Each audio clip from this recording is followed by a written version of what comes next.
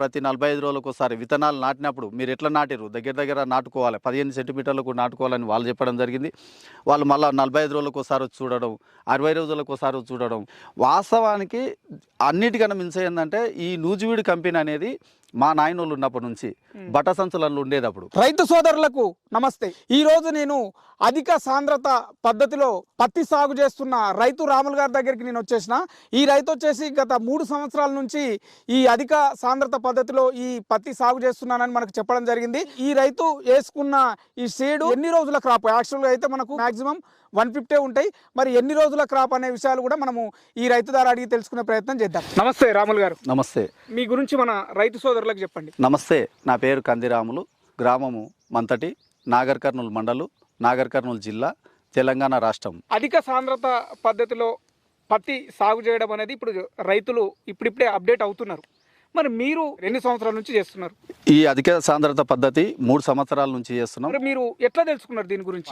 వాళ్ళు agriculture sir వాళ్ళు మాకు మీటింగ్ ఉంటే పిలిచిన్నారు. పిలిచిన రోజు డెమో ఇట్లా బాగుంటుంది రాములు అని చెప్పి నాకు సార్ వాళ్ళు చెప్పడం జరిగింది. చెప్పిన తర్వాత నూజివీడు కంపెనీ వాళ్ళు కూడా మాకు ఫోన్ చేసి మళ్ళీ మా దగ్గరకు వచ్చి, మా పొలం దగ్గరకు వచ్చి కూడా మీకు సాలుకు 90 సెంటీమీటర్లు ఉండాలి, మొక్కకు 15 సెంటీమీటర్లు ఉండాలని చెప్పడం జరిగింది. ఇంతకు ముందు 3 సంవత్సరాల క్రితం నేను ఇది స్టార్ట్ చేసినని చెప్పారు. మీరు స్టార్టింగ్లో ఎన్ని ఎకరాల్లో సాగు చేసిర్రు, ఇప్పుడు ఎన్ని ఎకరాల్లో సాగు చేస్తున్నారు? ఈ 3 సంవత్సరాల్లో మీకు దీంట్లో దిగుబడిలో ఏమైనా చేంజ్ ఉందా? 3 సంవత్సరాలలో నేను ప్రతి సంవత్సరం 8 ఎకరాలు పత్తి వేస్తాను. అంటే కన్వర్సీడ్లు ఇది కలిపి.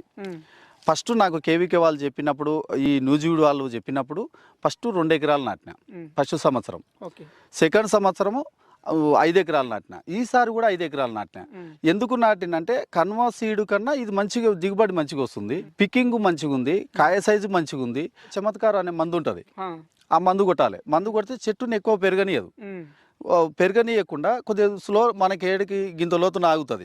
ఇంత లోతున ఆగి చెట్టు బాగా పెరిగింది అనుకో, వర్షాలు ఎక్కువై గాలి ఇసురక కాయలు మురిపోవడం జరుగుతుంటుంది. చెట్టు చిన్నగా ఉన్నప్పుడు అయితే కాయల సైజు మంచిగా ఉంటుంది. ఆ చెట్టు పెరిగితే కూడా కాయలు తక్కువ వస్తాయి. చెట్టు పెరిగినా కాయలు తక్కువ వస్తాయి. చెట్టు చిన్నగానే ఉందనుకో కాయలు ఎక్కువ వస్తాయి. ఈ చమత్కారం అనే మందు ఆ చెట్టుని పెరగనీయదు. చెట్టుని పెరగనీయకపోతే పూత కూడా ఎక్కువ వచ్చి కాయలు కూడా ఎక్కువ వస్తాయి. కాయలు ఎక్కువ వచ్చినప్పుడు మనకు దిగుబడి కూడా బాగా వస్తుంది. 45 రోజులకు ఒకసారి స్ప్రే చేయాలి, మళ్ళీ 65 రోజులకు ఒకసారి స్ప్రే చేయాలి. ఇంకా సరిపోతుంది. ఎక్కువ హైట్ పెరగనీయకుండా పూత కూడా బాగా వస్తుంది, మంచిగా ఉంటుంది. ఈ క్రాప్ యాక్చువల్గా అయితే మామూలుగా అయితే పత్తి సాగు వచ్చేసి 150 రోజులు. ఇది సేమ్ అంతే. కాకపోతే ఏంటంటే మనకు ఇప్పుడు అదేది గులాబీ పురుగు వస్తుంది కదా, ఆ గులాబీ పురుగు అన్నిటికీ కన్నా ముందు ఇది మనకు కాయలు పత్తి వస్తుంది. ఏది 150 రోజుల పత్తే, కానీ దానికన్నా ముందు ఇది ముందు వస్తుంది. మన గులాబీ పురుగు అయితే మనకు కాయలు వచ్చేటాలకు మనకు కాయలు వస్తుంది. దీనికైతే గులాబీ పురుగు ఇప్పటికి గాలే. ఈ 3 సంవత్సరాల నుంచి చూస్తే కన్వది కూడా వేరే సీడ్ నాటిన. ఇప్పుడు 5 ఎకరాలు ఇదైతే 3 ఎకరాలు వేరే సీడ్ నాటిన. దాని గులాబీ పురుగు అటాక్ అయింది. గులాబీ పురుగు పట్టింది అనుకో, ఈ పత్తి మంచిగా రాదు. ఇది ఇట్లే ఇంట్లోనే ఉండిపోతుంది, మంచిగా నీట్గా వస్తుంది. ఇది గులాబీ పురుగు పట్టలే. మనకు ఏ రైతైనా గమనించేది ఏంటంటే గులాబీ పురుగు లేదు. గులాబీ పురుగు ఉంటే ఇది మొత్తం ఇంట్లోనే మలుచుకపోయి ఇక్కడనే ఉండిపోతుంది. మీరు ఎన్ని టైమ్స్ తీస్తారు సార్? ఇది లెక్క అయితే 2 సార్లు తీస్తాము. 2 సార్లు లేదా 3 సార్లు అయినా తీసుకోవచ్చు.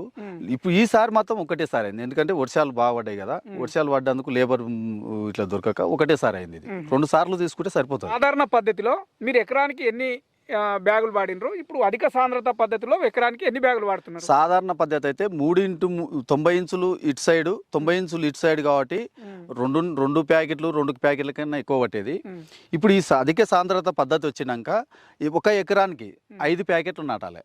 5 ప్యాకెట్లు ఖచ్చితంగా నాటాల్సిందే. నాటితేనే మనకు మొక్కలు ఎక్కువ అవుతాయి. దాదాపు ఎకరకు అవి 14,000 మొక్కలు అయితే 3x3కు 14,000 మొక్కలు అయితే 90 సెంటీమీటర్లు 15 ఇంచులకు 20 నుంచి 25,000 మొక్కలు పైన వస్తాయి. అంటే 14,000 మొక్కలు ఉంటే ఇవి 20 నుంచి 25,000 మొక్కలు ఉంటాయి. 20 నుంచి 25,000 మొక్కలు ఉంటాయి కాబట్టి చెట్టుకు 20 కాయలు ఉన్నా సరే, అది 30 ఉన్నా సరే, ఇది 20 ఉన్నా సరే, ఇదే ఎక్కువ దిగుబడి వస్తుంది. మీకు ఎకరానికి ఎంత ఖర్చు అయింది సార్? దానికి అంతే గుడ్డు కొడుతున్నాం, దానికి అంతే మందు కొడుతున్నాం, అంతే పిండి వేస్తున్నాం, ఎరువులు వేయడం అంతా అంతే సేమ్. అది మొక్కలు తక్కువ ఉంటాయి అంతే వేస్తున్నాము, ఇది మొక్కలు ఎక్కువ ఉంటాయి దీనికి అంతే. ఇప్పుడు మందు పంప్ వేసుకొని పోతున్నాం. ఇంకా నువ్వు చెట్టు కాడ ఏం చూపుతాలేము వెంకట్లాగా చూపుకుంటూ పోవడమే. ఇప్పుడు ఎకరకు లీటర్ మందు కొడుతున్నావు అనుకో, అదే లీటర్లో ఈ మొక్కలన్నీ తడిసిపోతున్నాయి. ఎకరాకి ఎన్ని క్వింటాలు తీస్తారు సార్? సార్ ఈసారి మనకు వర్షాలు ఎక్కువ ఉన్నాయి కదా, ఈసారి మాత్రం 12, 13 రావచ్చు. ఇంకా ఇది తీయలే కదా పత్తి, తీస్తే తెలుస్తుంది. ఫస్ట్ సారి నాకు 14 నుంచి 15 దాకా వచ్చింది. పోయినసారి కూడా వర్షాలు మంచిగా ఉన్నాయి కాబట్టి ఏం పత్తి దెబ్బ తినలే. 14 నుంచి 15 మధ్యన వచ్చింది. ఈసారి మాత్రం కొద్దిగా తగ్గొచ్చు సార్, ఎందుకంటే ఈసారి కొద్దిగా వర్షాలు ఎక్కువైనాయి కదా, వర్షాలు ఎక్కువైనా కొద్దిగా తగ్గొచ్చు. ఇదంతా తీస్తే తెలుస్తుంది సార్. ఇప్పుడైతే నూజివీడులో ఈ విన్నర్నే ఎందుకు వాడుతున్నారు? నూజివీడు ఎందుకు వాడుతున్నాం అంటే 150 రోజులలో ఇది అయిపోతుంది. ఏది మనకు గులాబీ పురుగు వస్తుంది కదా, ఆ గులాబీ పురుగు వచ్చే వరకు ఇది అయిపోతుంది మనకు. ప్రతి 45 రోజులకు ఒకసారి విత్తనాలు నాటినప్పుడు మీరు ఎట్లా నాటిరు, దగ్గర నాటుకోవాలి, 15 సెంటీమీటర్లకు నాటుకోవాలని వాళ్ళు చెప్పడం జరిగింది. వాళ్ళు మళ్ళీ 45 రోజులకు ఒకసారి వచ్చి చూడడం, 60 రోజులకు ఒకసారి వచ్చి చూడడం. వాస్తవానికి అన్నిటికన్నా మించి ఏంటంటే ఈ నూజివీడు కంపెనీ అనేది మా నాయనోళ్ళు ఉన్నప్పటి నుంచి బట్ట సంచులలో ఉండేటప్పుడు ఈ నూజివీడు దాంట్లో ఈ విన్నర్ రావడం చాలా మంచిగా ఉంది. కేవీకే వాళ్ళు నాకు ఫస్ట్ పరిచయం మా ఊరు ద్వారా అయితే నేను ఒక్కనే.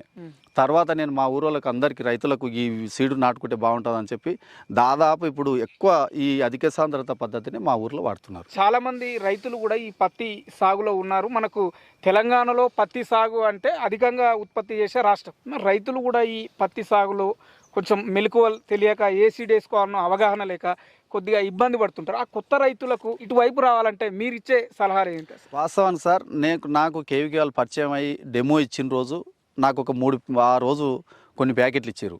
ఇస్తే నేను నాటుతూ నా పక్క రైతులు కూడా ఇవి నాటి చూడండి, నేను ఒక్కనే కాదు మీరు కూడా నాటండి అని నేను చూపించిన. ఎక్కువ శాతం ఈ సీడుకు మళ్ళీరు, ఇప్పుడు ఈ అధిక సాంద్రత పద్ధతికే మళ్ళీరు.